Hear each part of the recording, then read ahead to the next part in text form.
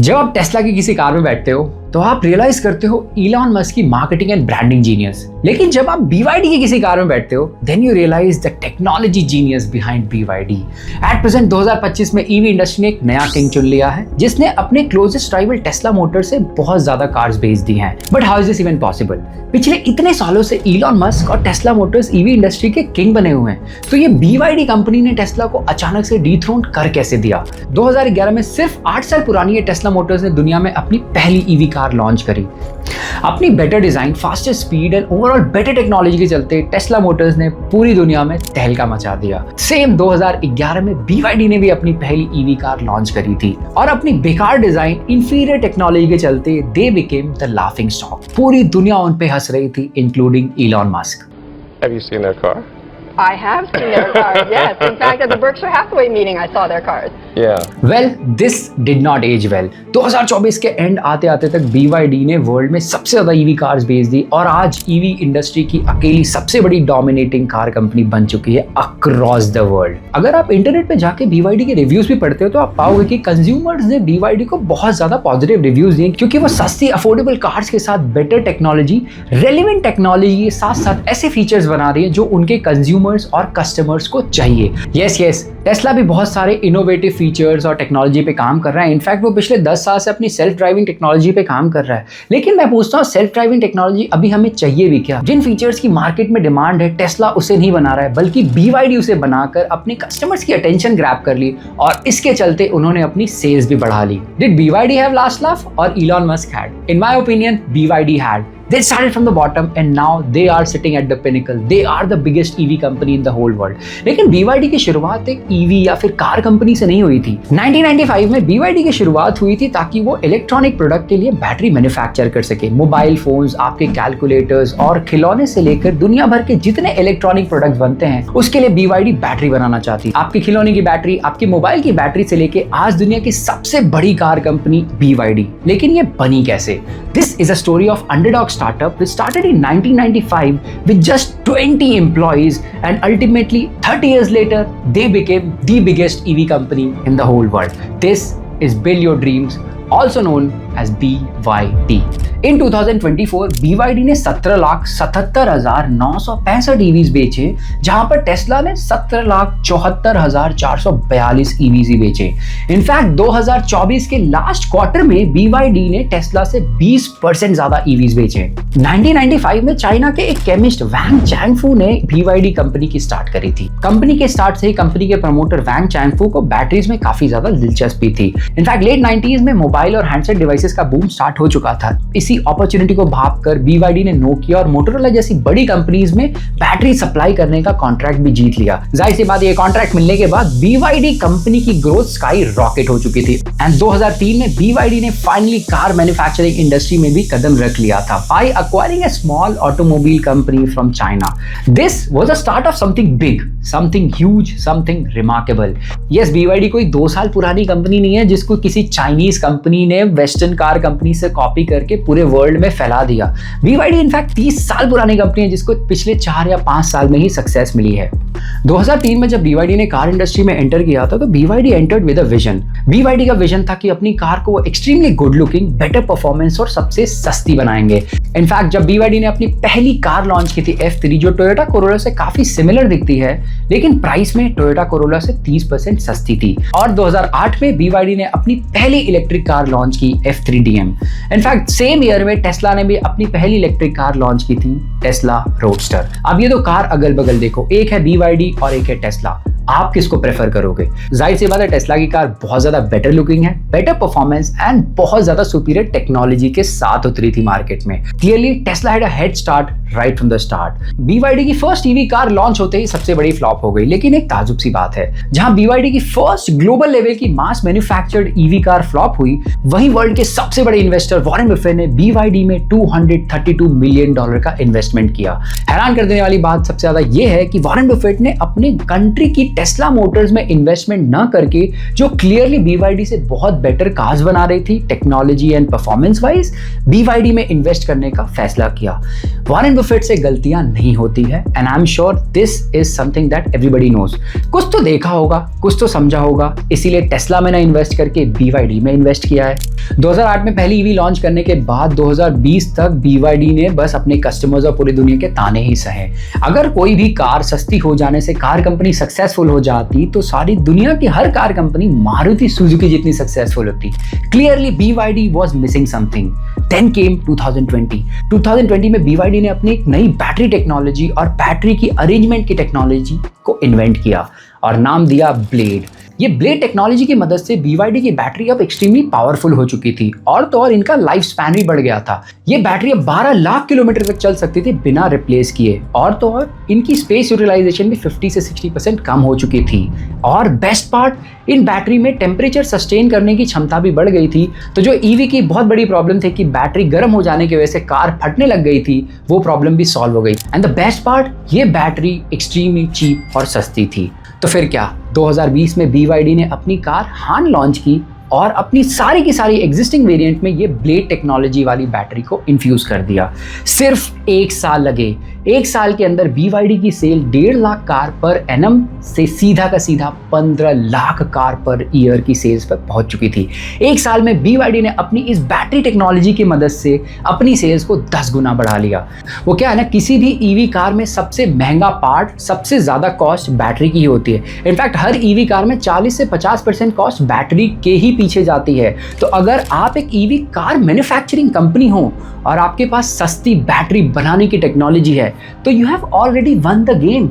And ये मत भूलना कि BYD was a battery manufacturing technology from the start. तो पिछले इतने सालों से जो ये लोगों के ताने और रिडिक्यूल सह रही थी BYD, they were building an insanely better and a great technology of battery। And 2020 में जब उन्होंने ब्लेड बैटरी टेक्नोलॉजी लॉन्च की, सडनली पूरी दुनिया में they became the biggest and the best battery manufacturers in the whole world। धीरे धीरे BYD ने चाइना के ईवी एम्बिशन एंड कंजम्पशन को भरपूर तरीके से सेटिस्फाई कर दिया एंड अब बारी थी ग्लोबल डोमिनेंस की।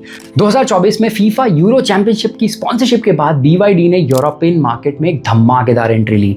वेस्टर्न कार कंपनीज ने अभी तक ये फिगर आउट नहीं किया है कि एक सस्ती, good looking, better power and consumer के लिए एक all in all affordable EV car बनाई कैसे जाए, लेकिन BYD ने ये ऑलरेडी फिगर आउट कर लिया है। एंड ये यूरो चैंपियनशिप के साथ यूरोपियन मार्केट में BYD की धमाकेदार एंट्री ने एग्जिस्टिंग यूरोपियन कार कंपनीज के होश उड़ा दिए। Example Volkswagen, example BMW।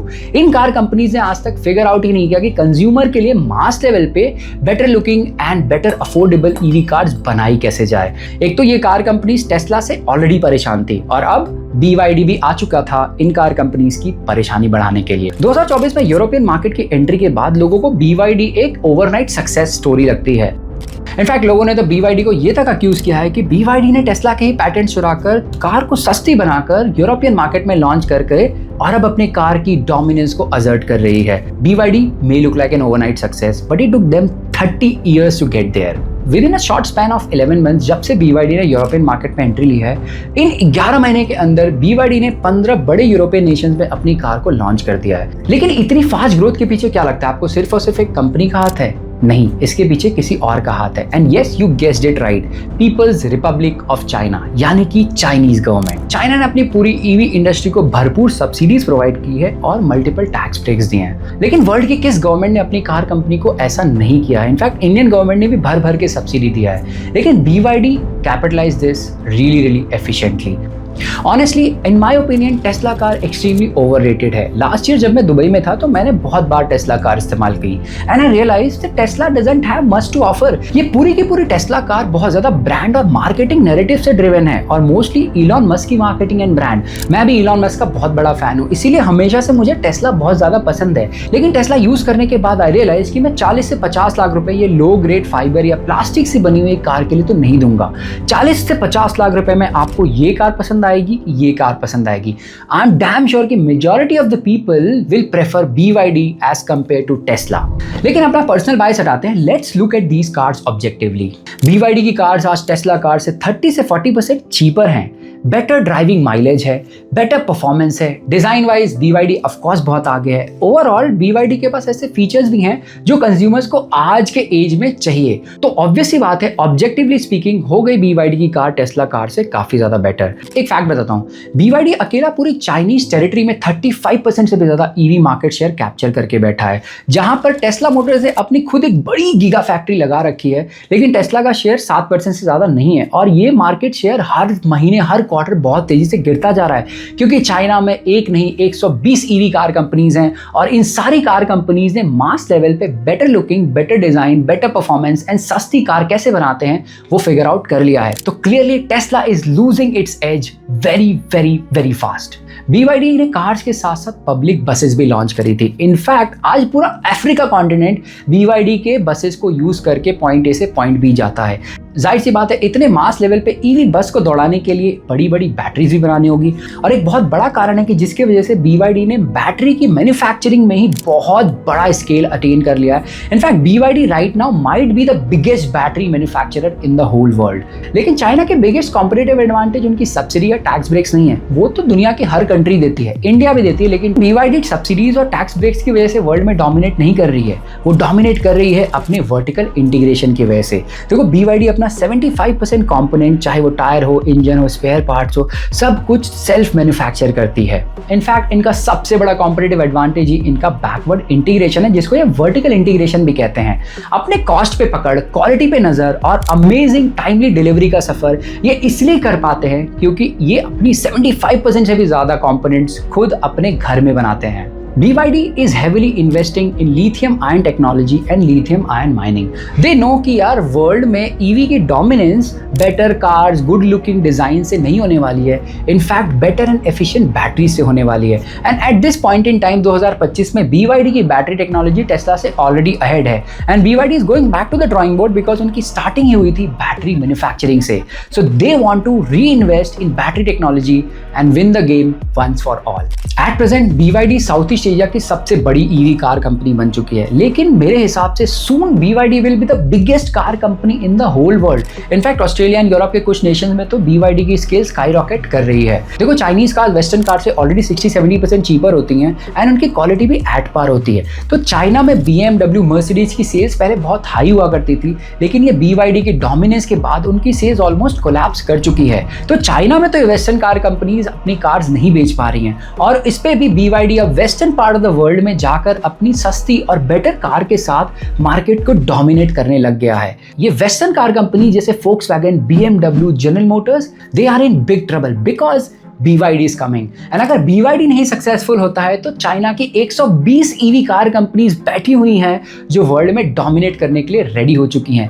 Yes, you heard it right. US में जहां 60 EV कार कंपनीज हैं, चाइना में 120 EV कार कंपनीज हैं। BYD के बाद लाइन लगी हुई है better looking and great car companies की, जो BMW, मर्सिडीज को इक्वली टक्कर दे सकती है। तो ये इस वक्त वेस्टर्न वर्ल्ड के सामने बहुत बड़ी दुविधा है, अपनी EV मार्केट और अपनी EV इंडस्ट्री को बेटर करे या फिर चाइना को रोके। They decided to do later because EU ने रिसेंटली चाइनीज कार कंपनी के ऊपर फ्रेश टैरिफ्स लगा दिए हैं 35%, 15% पहले से था। और तो और यूएस ने चाइनीज EV कार कंपनीज के ऊपर 100% से भी ज्यादा टैरिफ लगा दिया है। यस, टैरिफ लगा देने से ये चाइनीज कार महंगी तो हो जाएगी, लेकिन BYD is hell bent on dominating globally. In fact BYD ने हंगरी में एक नया प्लांट सेटअप भी स्टार्ट कर दिया है, जहां पर पूरे यूरोपियन मार्केट को वो लोकली कार मैन्युफैक्चर करके सप्लाई करेगी सो दैट वो इस टैरिफ से बच सके। Be aware BMW, general Motors, Volkswagen, Mercedes and Tesla. BYD is coming to eat your lunch and I'm sure they will succeed in it. Donald Trump के आने के बाद यूएस और चाइना की टैरिफ वॉर काफी एस्केलेट हो चुकी है। जहां यूएसए BYD के लिए सबसे डिफिकल्ट मार्केट है, इसलिए BYD यूएस पे फोकस करता भी नहीं है। जहां यूएस एंड यूरोपियन यूनियन के सारे नेशंस मिलकर चाइना की EV इंडस्ट्री को रोकना चाहते हैं और खुद के लिए वो टाइम खरीदना चाहते हैं सो दैट उनकी खुद की कार कंपनीज ये फिगर आउट कर सके कि भैया सस्ती EV, बेटर EV, ज्यादा माइलेज के साथ अच्छी डिजाइन वाली ईवी बनाई कैसे जाए। इसीलिए वो हर साल चाइनीज ईवी कार कंपनीज पे टैरिफ्स बढ़ाते जा रहे हैं, ताकि इतने हाई टैरिफ्स के बाद चाइना की ईवी कार ऑटोमेटिकली महंगी हो जाएगी और उनकी सेल्स स्लो डाउन हो जाएगी। Meanwhile Ford Motors, general Motors and Volkswagen has already announced that they are investing billions of dollars in scaling up their EV technologies. In fact, General Motors ने $27 billion का investment already announce कर दिया है and जोरों शोरों से पूरे Europe और यूएस में जगह जगह फैक्ट्रीज लगाई जा रही हैं, अपने ईवी टेक्नोलॉजी को बेटर किया जा रहा है और स्केल पे ईवी कैसे प्रोड्यूस की जाए ये फिगर आउट कर रहे हैं। और तो और इतने सालों के बाद टेस्ला ने भी अपना एक चीपर वेरिएंट अनाउंस कर दिया है। एट प्रेजेंट पूरी दुनिया में BYD और टेस्ला मोटर्स ही हैं जो ईवी इंडस्ट्री में डोमिनेट कर रही हैं और ये एक दूसरे को कड़ी टक्कर भी दे रही हैं। लास्ट ईयर 2024 में भले BYD ने टेस्ला मोटर्स को पिछाड़ दिया, लेकिन इलॉन मस्क को कम नहीं समझना चाहिए। देखो, टेस्ला और BYD से आगे बढ़े तो ये वेस्टर्न कार कंपनीज के लिए चुनौती कम नहीं होने वाली, क्योंकि इनको अपनी टेक्नोलॉजी बेटर करनी है, कार्स अफोर्डेबल बनाने हैं और तो और अच्छे फीचर्स भी देने हैं so that they can fight with Tesla and BYD। And अगर टेस्ला BYD से आगे बढ़ते हैं तो चाइना में ये 119 और ईवी कार कंपनीज है जो बैठी हुई हैं डोमिनेंट थर्ड पोजीशन पे बनने के लिए। तो ये BMW, Mercedes, Volkswagen, ये सारी बड़ी कार कंपनीज के पास बहुत बड़ी चुनौती आगे खड़ी हो चुकी है कि वो एक बेटर ईवी कार बनाए तो बनाए कैसे। मेरे हिसाब से what ever happens, price war is ultimately extremely good for consumers. हमारे और आपके लिए तो हमेशा बेटर है, क्योंकि ये सारी कार कंपनीज जब आपस में लड़ के efficient and better car company बनाएंगी तो हमें ही सस्ती कार मिलेगी। I hope you like the video and I hope I was able to convince you कि अगर आपको कोई ईवी कार खरीदनी है तो कुछ दिन रुक जाओ। BYD अपने नए वेरिएंट्स बहुत सारे इंडिया में लॉन्च कर रही है। टेस्ला मैंने पर्सनली चलाई है, I did not like Tesla, but BYD, I am super excited about BYD। Please don't forget to subscribe this channel and please share this video with your friends and family. Thank you.